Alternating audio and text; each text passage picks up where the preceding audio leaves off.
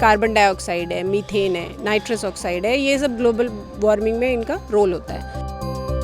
Methane जो है वो दूसरे नंबर की गैस है जो कि ग्लोबल वार्मिंग के लिए जिम्मेदार गैस है।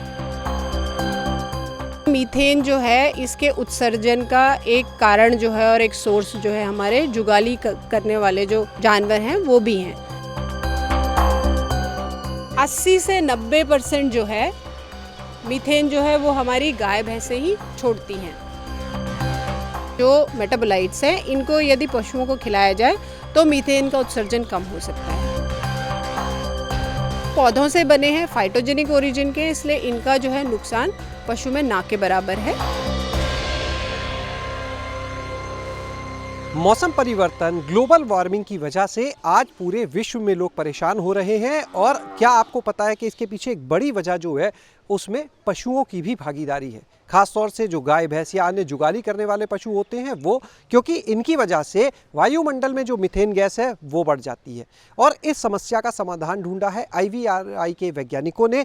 हमारे साथ में इस समय पशु पोषण विभाग की वैज्ञानिक डॉक्टर अंजू काला जी हैं, जिन्होंने एक ऐसा उत्पाद, एक ऐसी तकनीक विकसित की है जिसके माध्यम से पशुओं से जो मीथेन गैस निकलती है, वायुमंडल में जाती है, ग्लोबल वार्मिंग को बढ़ाने में जिसका योगदान होता है वो कम हो जाती है। तो बात करते हैं डॉक्टर अंजू काला से और जानते हैं कि आखिर ये तकनीक क्या है, ये उत्पाद क्या है। मैम बहुत बहुत स्वागत आपका।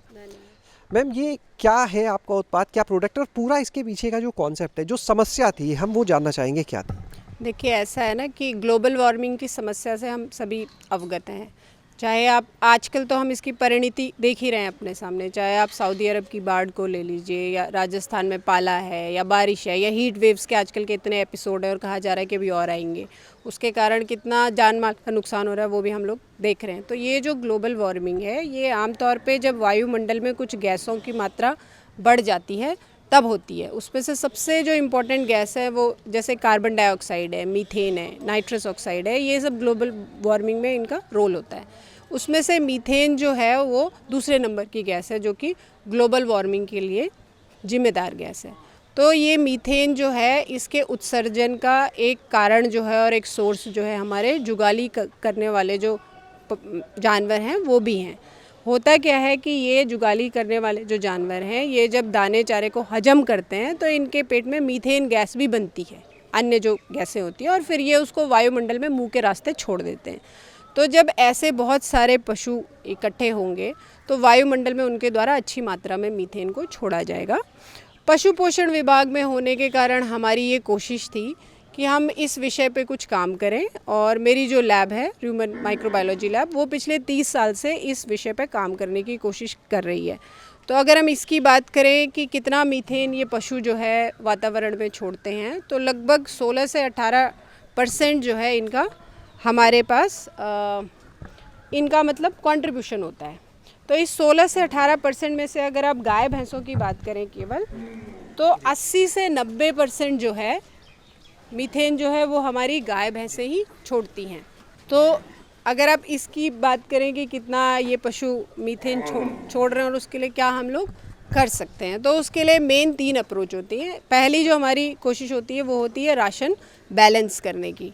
होता क्या है कि जिस पशु के आहार में जितना ज़्यादा रेशा होगा मीथेन का उत्सर्जन उतना ही ज़्यादा होगा।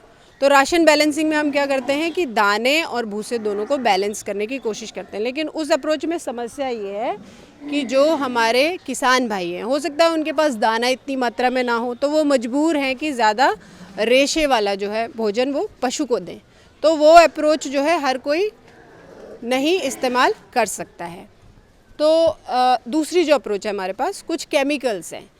तो केमिकल्स में क्या होता है कि ये सारे केमिकल्स आप पशु को दे सकते हैं और इनसे मीथेन का उत्सर्जन कम भी होता है। लेकिन इनके साथ समस्या क्या है कि जब हम लंबे समय तक इन केमिकल्स को पशुओं को खिलाते हैं तो पशुओं में इसके कुप्रभाव आने लगते हैं। जैसे उनके दाने और चारे को हजम करने की जो शक्ति होती है वो कम हो जाती है, या कई बार कुछ इन केमिकल्स के कुछ मेटाबोलाइट्स उनके शरीर में रह सकते हैं जो आगे जाके समस्या कर सकते हैं। तो वो एक बहुत अच्छा अप्रोच नहीं है। तीसरा जो अप्रोच हम लोग इस्तेमाल करते हैं वो है प्लांट सेकेंडरी मेटाबोलाइट्स। ये मेटाबोलाइट्स जो हैं कुछ कंपोनेंट हैं केमिकल जो कि पौधों के द्वारा अपनी रक्षा के लिए बनाए जाते हैं। हमने शोध में पाया कि इन पौधों के जो मेटाबोलाइट्स हैं, इनको यदि पशुओं को खिलाया जाए तो मीथेन का उत्सर्जन कम हो सकता है। चूँकि ये पौधों से बने हैं, फाइटोजेनिक ओरिजिन के, इसलिए इनका जो है नुकसान पशु में ना के बराबर है। और हमने पाया कि इसी पे बहुत वर्षों तक खोज करते हुए और बहुत सारी इन विट्रो स्टडीज़ की गई लैब में, उसके बाद बहुत सारे एनिमल्स पे एक्सपेरिमेंट के बाद हमने पाया कि कुछ प्लांट के मेटाबोलाइट्स हैं जिनको अगर हम निश्चित मात्रा में मिलाएं, निश्चित प्रोपोर्शन में मिलाएं, तो एक अच्छा जो है प्रोडक्ट तैयार किया जा सकता है। वही प्रोडक्ट है हमारा, जिसको हमने मेथलो का नाम दिया है। इसमें पाया गया कि इसकी जो डोज़ है 30 ग्राम है एक जानवर में, और 120 दिन तक खिलाने के बाद हमने ये पाया कि लगभग 16% मीथेन उन पशुओं के कंपैरिजन में जिनको कि ये एडिटिव खिलाया नहीं गया, कम हुआ। 16% मीथेन का कम होना एक बहुत अच्छी बात है और इसको एनिमल के मॉडल में अचीव करना मुश्किल है। साथ ही हमने क्या पाया कि 16% मीथेन कम करने के अलावा ये जो मेथलो एडिटिव है ये 18% ग्रोथ भी बढ़ा रहा है, मतलब पशु का वज़न जो है बढ़ रहा है। तो ये एक एडिशनल बेनिफिट आप कह सकते हैं कि जब हमसे ये कहा जाएगा कि आप किसान के लिए क्या देंगे, तो किसान को जो फ़ायदा होगा उसको खिलाने का वो ये होगा कि वज़न में बढ़वार होगा, और जो हमारे वातावरण को फ़ायदा होगा वो ये होगा कि मीथेन कम हुआ है तो उत्सर्जन जो है पशु के द्वारा थोड़ा कम हुआ। इसके अलावा हमने ये भी देखा कि स्ट्रेस से लड़ने की जो ताकत है, मतलब एंटीऑक्सीडेंट का जो लेवल है वो ऐसे पशुओं में बहुत अच्छा पाया गया जिसमें हमने मेथलो खिलाया था। तो आपके पशु किसी भी तरीके के स्ट्रेस में हो, गर्मी से स्ट्रेस हो, प्रोडक्शन का स्ट्रेस हो, जो पशु 30 लीटर का देते हैं दूध वो हमेशा स्ट्रेस में रहते हैं, तो ऐसे पशुओं के लिए ये एडिटिव बहुत अच्छा काम कर सकता है। तो ये जो है ये सब फ़ायदे हैं इस एडिटिव के। अब हम कोशिश कर रहे हैं कि ये भी देखा जाए कि इसे खिलाने से दूध की बढ़वार पे क्या असर आता है, और अगर हमने ये पाया कि दूध की बढ़वार अच्छी हो रही है क्वांटिटी या क्वालिटी में, तो ये बहुत अच्छी बात होगी। तो इस तरीके से हमारा ये जो प्रोडक्ट है ये फ़िलहाल अपने फाइनल स्टेज पे है और कुछ ही समय बाद ये टेक्नोलॉजी जो है उपलब्ध होगी ICR। मैम, जो बात आपने कही स्ट्रेस लेवल कम होने वाली, जो स्ट्रेस होता है पशुओं में उसका सीधा जो कनेक्शन है वो कहा जा सकता है दूध उत्पादन से होता है। आप लोग जांच तो अभी करेंगे, लेकिन फिर भी फिलहाल जो अभी माना जा सकता है कहीं ना कहीं दूध उत्पादन पर इसका पॉजिटिव कह सकते हैं असर, सकारात्मक। देखिए ऐसा होता है ना कि जब हम ये कहते हैं, जब हम आपसे ये कहेंगे कि 10% दूध उत्पादन बढ़ा, तो वो कई पशुओं के डेटा के आधार पे होगा। तो वो जो है जब स्ट्रेस का लेवल कम होगा तो हमें ऐसी उम्मीद है कि दूध का उत्पादन बढ़ना चाहिए,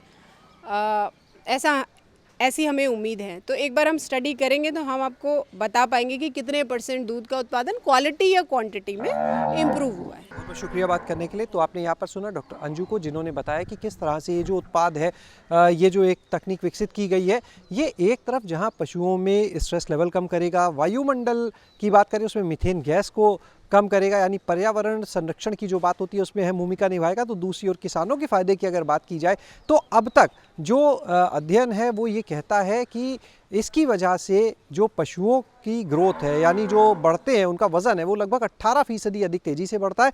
और जब स्ट्रेस लेवल कम होगा तो ये भी माना जाता है कि उसकी वजह से कहीं ना कहीं जो पशु हैं उनकी दूध देने की जो क्षमता है वो भी बढ़ेगी आगे। हालांकि इसके ऊपर अभी कुछ और अध्ययन जो है वो विभाग में वैज्ञानिकों द्वारा किया जा रहा है।